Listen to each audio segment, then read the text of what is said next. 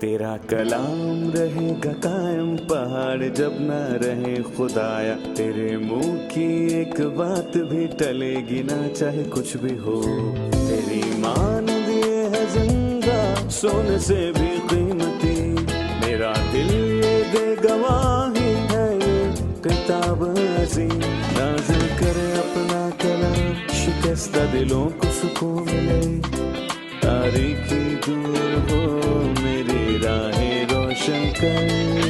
दिल अपना कलाम कसरत से ए खुदा बदल दे, रिहाई दे कसरत से फल में नाम। कलाम रहेगा कायम पहाड़ जब न रहे खुदाया, तेरे मुंह की एक बात भी टलेगी ना चाहे कुछ भी हो। अजीज नाजरीन, मैं अयाद ज़रीफ आप तमाम देखने वालों को हमारे रोज़ के बाइबली मुतालियाती प्रोग्राम की नई किस्त में खुशामदीद कहता हूँ, और मेरी दिली दुआ है कि ये प्रोग्राम आप सबके ख़ानदान के लिए बाबरकत हो, और आप दुनिया के किसी मुल्क में भी हों, मेरी दुआ है कि इस प्रोग्राम से आप फैज़याबी हासिल करें और किताब मुक़द्दस की अज़मत को समझें। अजीज़ों, अपने प्रोग्राम में हम नहमिया के 9वें बाब पर पहुँच चुके हैं, और ये किताब अहद कदीम की तारीखी कुतब में से एक है। आज के प्रोग्राम का आगाज़ करने से पहले मैं खुदा के खादमीन का खैर मकदम करना चाहूँगा। भाई नहमिया खुशामदीद। बहुत शुक्रिया भाई इसहाक खुशामदीद। बहुत शुक्रिया। और स्टूडियो में आए दीगर मेहमानों को भी खुशामदीद। भाई नहमिया, पिछली किस्त में हमने 8वें बाब को मुकम्मल किया और हमने जाना कि ये किस्त ईद क़याम की बात पर ख़त्म हुई। लोग जो थे झोंपड़ियों में रहे और 7 दिन तक ईद मनाई। 9वें बाब से पहले मैं चाहता हूं कि आप हमें ईद क़याम के मुतालिक बताएं, झोंपड़ियों की ईद क्या है? हमने 8वें बाब में पढ़ा कि सारी जमात खुदा के हजूर खड़ी हुई और उन्होंने एक पहर तक शरीयत की किताब पढ़ी ताकि शरीयत को समझें। लेकिन अगले दिन सब खानदानों के सरबरा और सरदार अजरा के पास गए ताकि वो शरीयत को मजीद बयान करे, और अजरा ने उनकी मदद की और उन्होंने खुदाम की 7 ईदों को पढ़ा जिनका जिक्र अहबार के 23वें बाब में मौजूद है। और आखिरी ईद झोंपड़ियों की ईद थी और इसको 7 दिन तक मनाया जाता था। इसमें सब लोग जाकर अपने लिए दरख्त की शाखें लाकर झोंपड़ियां बनाते थे ताकि मिस्र से निकलने के बाद बियाबान में रहने की याद को मनाया जाए और उस सकूनत की राह को देखें जब खुदावंद अपने लोगों को अपनी सकूनत में अपनी 1000 साला बादशाहत में ले जाएगा। और जब पतरस ने पहाड़ पर मसीह की सूरत बदलते देखी और उसके जलाल का नजारा किया और उसकी बड़ी कुदरत को देखा तो कहा, हम 3 डेरे बनाएं, 3 डेरे, क्योंकि मैं यहाँ कहूँगा कि उसके जहन में यहूदियों की ईद खैमा का ख्याल उस वक्त मौजूद था। दरअसल नहमिया के दिनों में असीरी से तमाम लौटने वाले इंसानों ने ईद खैमा मनाई थी। नहमिया 8:17 में लिखा है, और उन लोगों की सारी जमात ने जो असीरी से फिर आए थे झोंपड़ियां बनाई और उन्हीं झोंपड़ियों में रहे। और फिर लिखा है कि क्योंकि यशवा बिन नूह के दिनों से उस दिन तक बनी इसराइल ने ऐसा नहीं किया था। जबकि अजरा के 3 बाब की 4 आयत में लिखा है, उन्होंने नविश्ते के मुताबिक खैमों की ईद मनाई। पर नहमिया के दिनों में ईद खैमा में 3 चीजें बहुत नुमाया थीं। वो क्या हैं? जो कि पहले नहीं थीं। पहली चीज, सारी जमात ने झोंपड़ियां बनाई, यानी खैमों की ईद में सारी जमात शामिल हुई। दूसरी चीज, चुनांचे बहुत बड़ी खुशी हुई, खुदा के कलाम के पास वापस आना एक बड़ी खुशी का बायस था। तीसरी बात, और पहले दिन से आखिरी दिन तक रोज बरोज उसने खुदा की शरीयत की किताब पढ़ी और उन्होंने 7 दिन ईद मनाई और 8वें दिन दस्तूर के मुताबिक मुकद्दस मजमा फराहम मुझे हुआ। आपकी बात से ये समझ आया कि यशवा के दिनों में ये ईद तो थी, पर इसमें वो 3 चीजें मौजूद नहीं थीं जी, जिनका जिक्र आपने अभी किया है। सही। भाई इसहाक, 9वें बाब का मौजू क्या है और ये किस बारे में है? ये उस बहाली की बात करता है जो दुआ की सूरत में इसे इकरार की दुआ کہہ سکتے ہیں نہمیہ کی کتاب کا آغاز ایک چھوٹی سی دعا سے ہوا اور 9ویں باب میں طویل دعا ہے. طویل دعا بہرحال دعا مختصر یا طویل یہ مسئلہ نہیں، پر طویل دعا. اچھی بات ہے کہ دیکھیں ہر دعا اس وقت پر مناسب تھی. یہ دعا بحالی سے جڑی ہے جس میں لوگوں نے اپنے گناہوں کا اقرار کیا، جیسا بنی اسرائیل روزہ رکھ کر اور ٹاٹ اوڑھ کر اور مٹی اپنے سر پر ڈال کر اکٹھے ہوئے. اور میرا خیال ہے کہ یہ بحالی کا صحیح آغاز ہے. دیکھیں بھائی ایاد، بحالی کا مطلب کسی چیز کو یا لوگوں کو بحال کرنے کی ضرورت نہیں ہے، کیونکہ خدا دلوں اور گردوں کا جانچنے والا ہے. میں کچھ غلط کہوں تو درست کیجیے گا. بحالی کا مطلب ہم ایک مناد اور ایک پرستار کو بلا کر 1 یا 2 ہفتے کی عبادت کروائیں، تو کیا یہ بحالی ہے؟ کیا یہ بحالی کا بائبلی مطلب ہے؟ دیکھیں بھائی ایاد، کسی مناد کو اور پرستار کو بلانا اچھی بات ہے، یہ برا نہیں ہے، پر یہ بائبلی بحالی نہیں ہے. بائبل کے کے مطابق مطابق یہ کلام اور شریعت کے پاس واپس لوٹنا ہے تاکہ خود کو پرکھیں کہ خدا کے کلام کے مطابق ہم کہاں کھڑے ہیں. جب ہر ایک کلام کے مطابق زندگی بسر کرے تو ہی حقیقی بحالی ہے. بحالی ایک انسان سے نہیں آتی. خدا انسانوں کو بحال کرتا ہے، جو خدا انسانوں کو استعمال بھی کرتا ہے. خدا بحالی لاتا ہے. دیکھیں بھائی ایاد، بحالی لوگوں کو ظاہری شکل میں نہیں بلکہ دلوں میں آتی ہے، اور جیسے کہ وہ گائیں اور عبادات کریں پر دلوں پر اثر ہو اور وہ خداوند کے پاس لوٹ جائیں. دل کی بحالی کا نتیجہ باہر بھی ظاہر ہوتا ہے. بالکل. بائبل کے بہت سے ابواب ہیں، بحالی کی حالت سے جڑی دعائیں موجود ہیں. نہمیہ 9 باب کے علاوہ عزرا 9 باب، دانیل 9 باب اور یرمیہ 14 باب میں بھی یہ ذکر ہے. نہمیہ جیسے خدا کے بندوں میں سے لوگوں کے ساتھ مل کر ان کی خاطر دعا کی. یہاں پر خوبصورت بات ہے کہ نہمیہ نے بھی لوگوں کے ساتھ اپنے گناہوں کا اقرار کیا اور خداوند سے ایک طویل دعا کی. اور یہاں ہم دیکھتے ہیں کہ جس میں شروع سے آخر تک کی تمام تاریخ تھی، انہوں نے خود پر ملامت کی اور خدا کو راست جانا. صحیح. ہم ایک وقفے کے بعد مہمانوں کے سوالات کے ساتھ حاضر ہوں گے. ناظرین، ایک وقفے کے بعد دوبارہ حاضر ہوں گے، ہمارے ساتھ رہیے.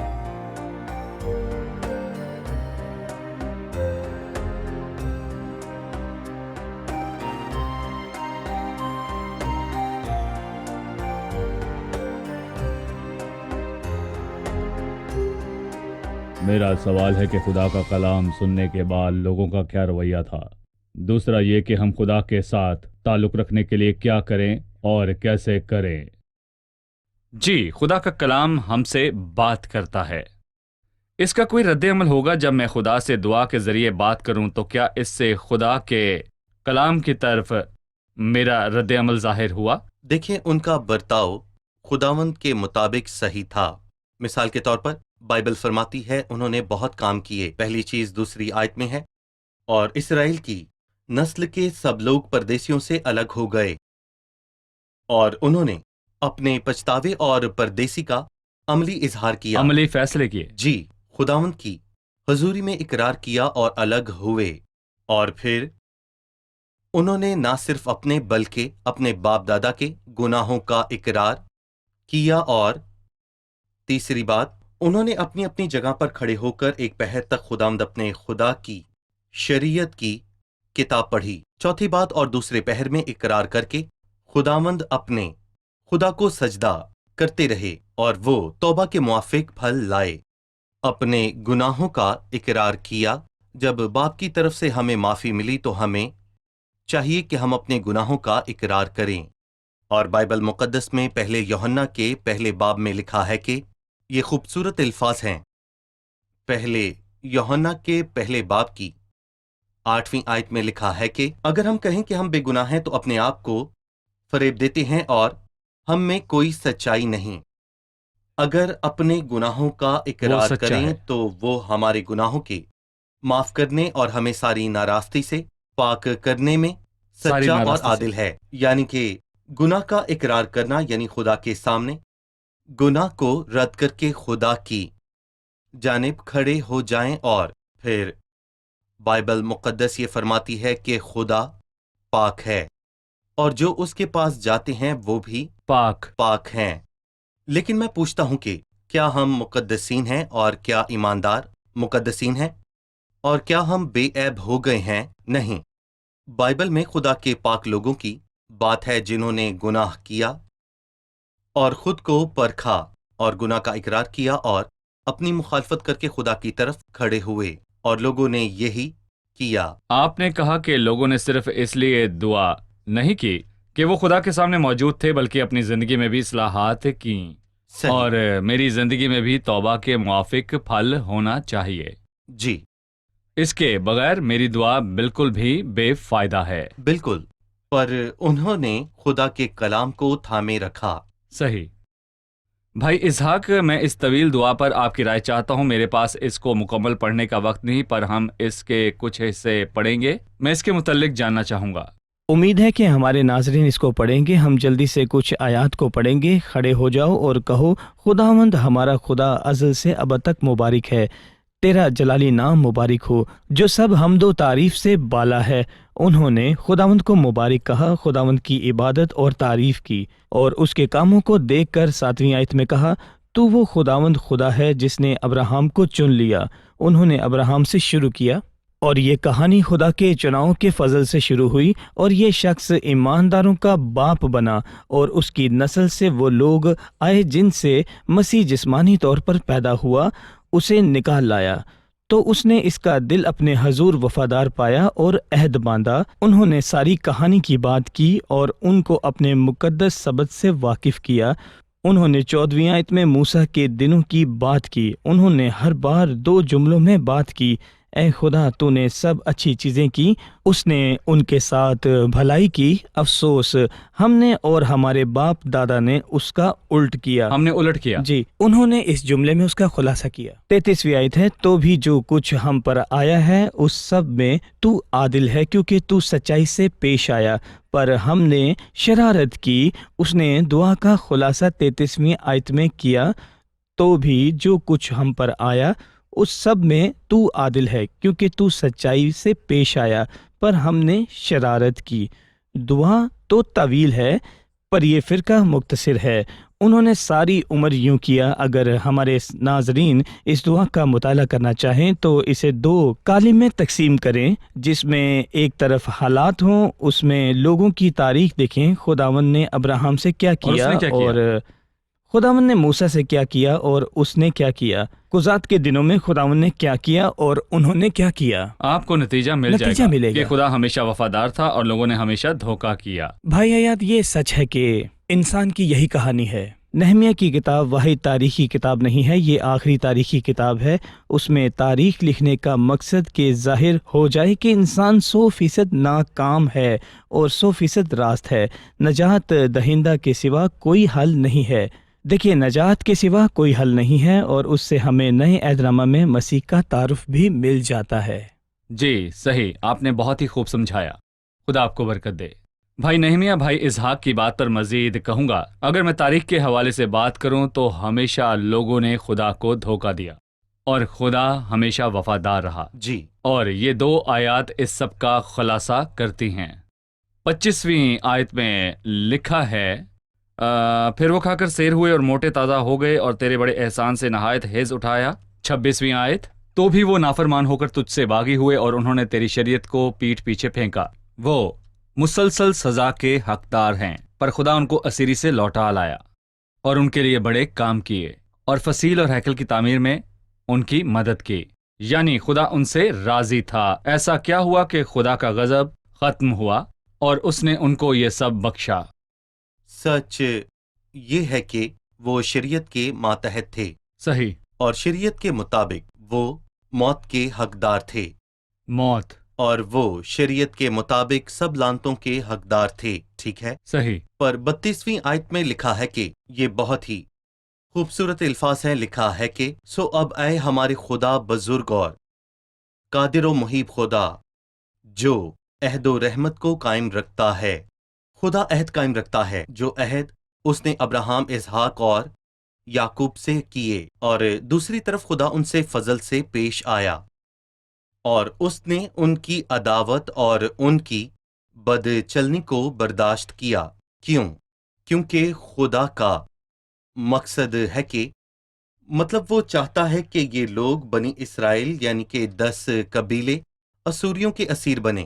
یہ 10 قبیلے اسیری سے واپس آئے نہیں آئے، پر یہاں پر میں یہ کہنا چاہوں گا کہ ان 2 قبیلوں کے واپس آنے میں الہی مقصد تھا تاکہ یروشلم میں لوگ ہوں. آخر اس کیوں؟ کا کیا مقصد ہے؟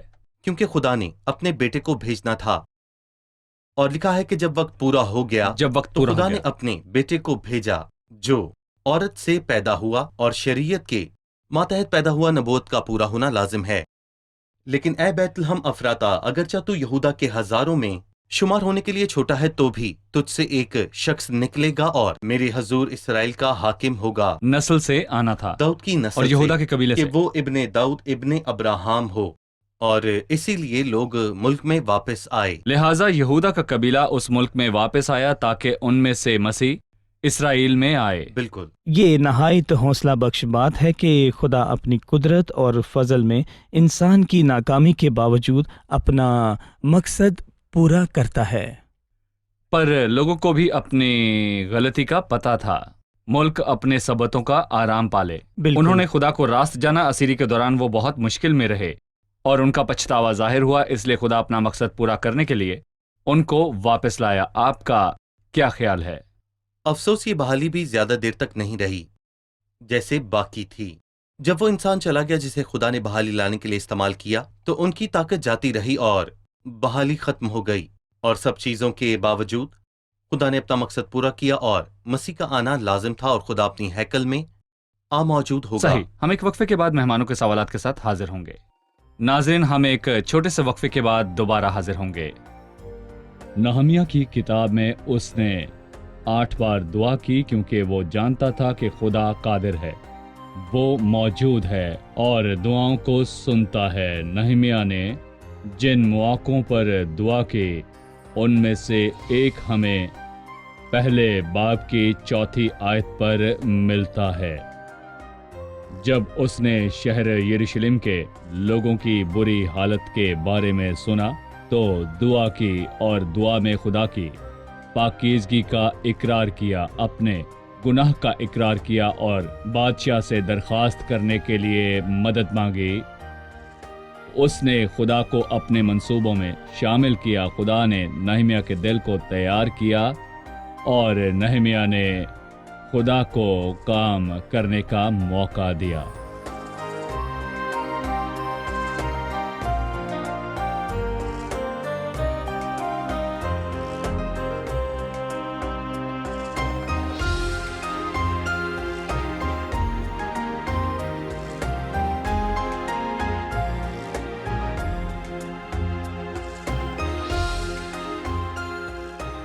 اٹھتیسویں آیت: ان سب باتوں کے سبب سے ہم سچا عہد کرتے ہیں اور لکھ بھی دیتے ہیں، اور ہمارے عمرا اور ہمارے لاوی اور ہمارے کاہن اس پر مہر کرتے ہیں. اس عہد میں کیا تھا؟ کیا ہم خود سے عہد باندھ سکتے ہیں؟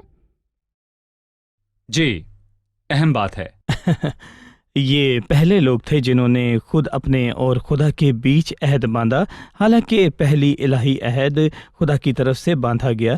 یعنی ابراہم کے ساتھ کیا ہوا؟ عہد پیدائش 15ویں باب میں جب خداوند نے عہد باندھا تو وہ ان ٹکڑوں کے بیچ میں سے ہو کر گزرا، پر حورب کے پہاڑ پر انہوں نے موسیٰ سے کہا جتنی باتیں خداوند نے فرمائی ہیں ہم ان سب کو مانیں گے. اور موسیٰ پہاڑ پر گیا کہ خدا کے احکام لائے اور وہاں 40 دن رہا. وہ صرف 10 احکام کے ساتھ لوٹا. جب وہ نیچے آیا تو وہ پہلا حکم توڑ چکے تھے. کچھ مفکر کہتے ہیں انہوں نے دوسرا اور تیسرا حکم بھی توڑا.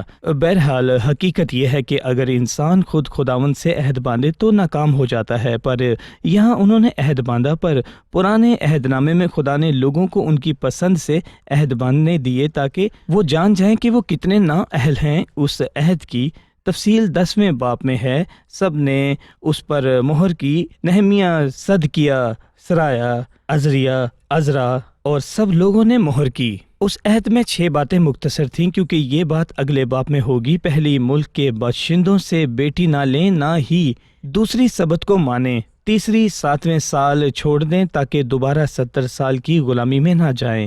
چوتھی، خدا کے گھر کے لیے سال साल मुकर्रर करदा हिस्सा दें, 5वीं लकड़ी का हदिया दें, 6ठी अपनी ज़मीन के पहले फल और मुआशी के पिलोठे बच्चे को खुदा के घर लाएं, लावियों को दायकी दें। 6 चीज़ें, 6 का अदद इंसान का है, यानी इस अहद पर कमी और ऐब की छाप है, क्योंकि 6 कामलियत का अदद नहीं, कामलियत का अदद 7 है।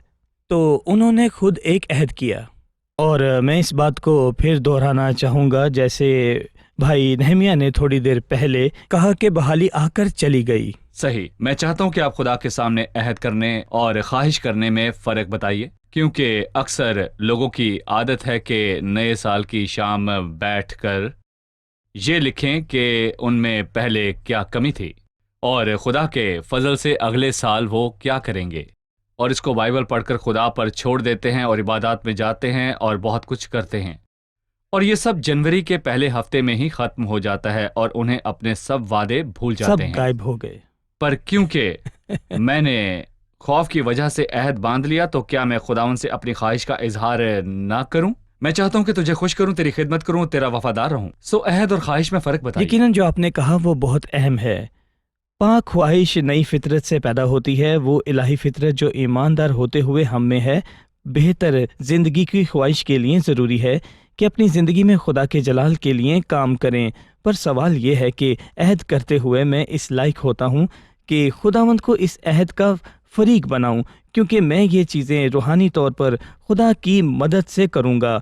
और पुराने अहदनामे की कल तारीख में इंसान नाकाम रहा है, पर जब मैं खुदावंद को अपनी ख्वाहिश बता कर कहूँ, खुदावंद तू ही है जो हम में नीयत और अमल दोनों को पैदा करता है, और खुदावंद तूने मुझ में ये ख्वाहिश पैदा की, इसलिए मैं काम करूं और इसको अमल में लाऊं। मैं खुद को तेरे सुपुर्द करता हूँ, इसीलिए मैंने फरमाबरदारी की। सही। भाई आयाद, इसमें एक अहम फ़र्क है कि एक मैं खुद पर तकिया करता हूँ, जबकि दूसरे में खुदावन पर तकिया करता हूँ। दूसरी अहम चीज़ के पहले मामला में मैं एक मंसूबा बांधता हूँ कि अपने लिए और खुदावन के लिए वो करूँ जो उसकी रफ़ाकत के निज़ाम से आज़ाद रहे, यानी मैं खुदावंद के लिए सिर्फ ये चीज़ें करूं। दूसरे मामला में मैंने खुदावंद को थाम कर उससे रफ़ाकत रखी, इसलिए मैंने फरमाबरदारी से उसके मकसद को पूरा किया और उसी की फरमाबरदारी की। मेरा ख्याल है कि मेहमानों में से कोई सवाल पूछना चाहता है। मेरा एक सवाल है। बहाली एक बातिनी मामला है, ये अंदर से आती है, किसी को गिरजाघर लाने से नहीं, लेकिन बहाली पछतावा है या नई पैदाइश? अगर मैं जलाल से जलाल और कुदरत से कुदरत में मुंतकिल होती हूँ तो मेरी ज़िंदगी में बहाली आती है। भाई नहमिया, क्या बहाली सिर्फ पैदाइश है या पछतावा, या ये खुदा के साथ नई शुरुआत है? मेरी ज़िंदगी में बहाली आई है या मैं सिर्फ जलाल से जलाल में मुंतकिल हुआ हूँ? देखिए भाई, मैं यहाँ पर ये कहना चाहूँगा कि बहाली खुदा के साथ नई शुरुआत नहीं है, लेकिन बहाली ईमानदारों के लिए है जो ना सर्द हैं ना गर्म, और मैं ये भी कहूँगा कि वो खुदा की मर्जी और खुदा की रफ़ाकत से बहुत दूर हैं। और बहाली एक किस्म की ताजगी है कि हम फिर से खुदा के कलाम की तरफ लौटें और साथ ही साथ रूहुल कुद्स से मदद और ताकत भी लें। बहाली यूं कायम होती है। सही, जब तक ईमानदार जलाल तक ना पहुंच जाए, जब तक वो बियाबान में सफर में है, उसको जिंदगी में बहाली की जरूरत है। बिल्कुल ठीक है। मेरा आपसे सवाल है, आज हमने बहाली के मौजू पर बात की, दुआ और पछतावे की बात की, लिहाजा खुदा के कलाम के असर की बात की। इस सब से आप कैसे मुस्तफीद हुए? हमने इस दुआ को 2 कॉलम में तकसीम किया। एक जो लोगों ने किया, उनके कामों में सिर्फ धोखा और बेवफाई है, पर दूसरी तरफ खुदा हमेशा वफादार रहा। अगर हम अपनी ज़िंदगियों में इसको लागू करें तो हम बहुत बेवफा हैं, पर खुदा वफादार और वादों में सच्चा है। हकीकी आज़ादी इंसान के अंदर उसके पछतावे से है कि बाइबल के पास लौट कर उसके मुताबिक ज़िंदगी बसर करे। जब भी खुदावंद के पास लोग वापस आए, खुदा जानता था कि वो कमज़ोर हैं और फिर भटक जाएंगे, फिर भी उसने उनके पछतावे को कबूल किया और नए सिरे से आगाज़ किया।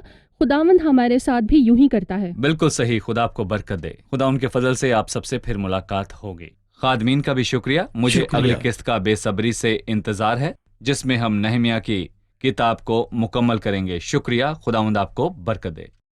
ناظرین، یہ انسان کی تاریخ ہے، صرف خدا کے لوگوں کی نہیں بلکہ عام طور پر سب لوگوں کی جو خدا کے ساتھ عہد میں قائم نہیں رہ سکتے۔ انسان کمزور ہے، وہ ہر سطح پر کمزور ہے، پر ہمیں فضل کی ضرورت ہے۔ فضل ہماری نااہلی اور کمزوری کو ڈھانکتا ہے۔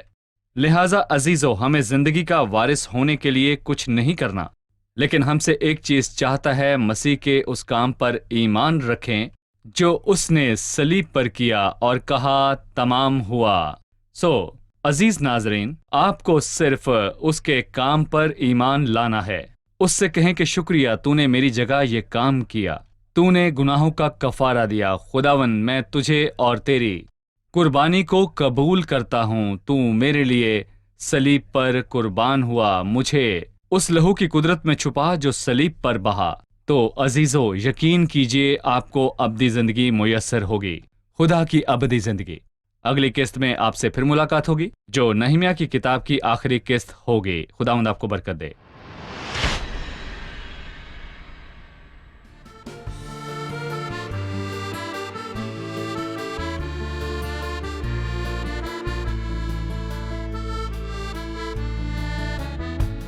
أحيا وافيا للذي قد مات بالصليب،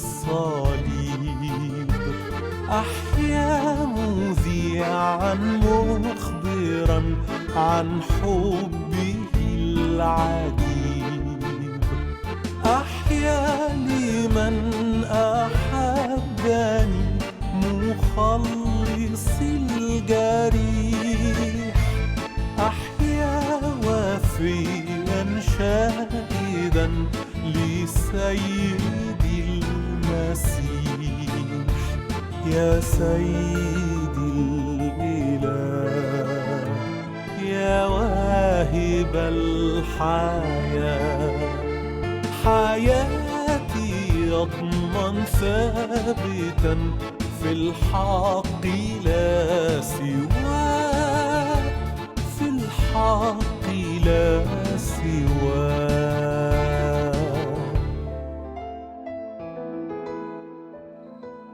تیرا کلام رہے گا قائم پہاڑ جب نہ رہے خدایا، تیرے منہ کی ایک بات بھی ٹلے گی نہ چاہے کچھ بھی ہو، تیری مان دیے ہے زندہ سونے سے بھی قیمتی، میرا دل یہ دے گواہی ہے یہ کتاب عظیم، نازل کرے اپنا کلام شکستہ دلوں کو سکون ملے، تاریکی دور ہو میری راہیں روشن کر، دل اپنا کلام کثرت سے اے خدا بدل دے، رہائی دے کثرت سے پھل ملاؤ، کلام رہے گا قائم پہاڑ جب نہ رہے خدایا، تیرے منہ کی ایک بات بھی ٹلے گی نہ چاہے کچھ بھی ہو۔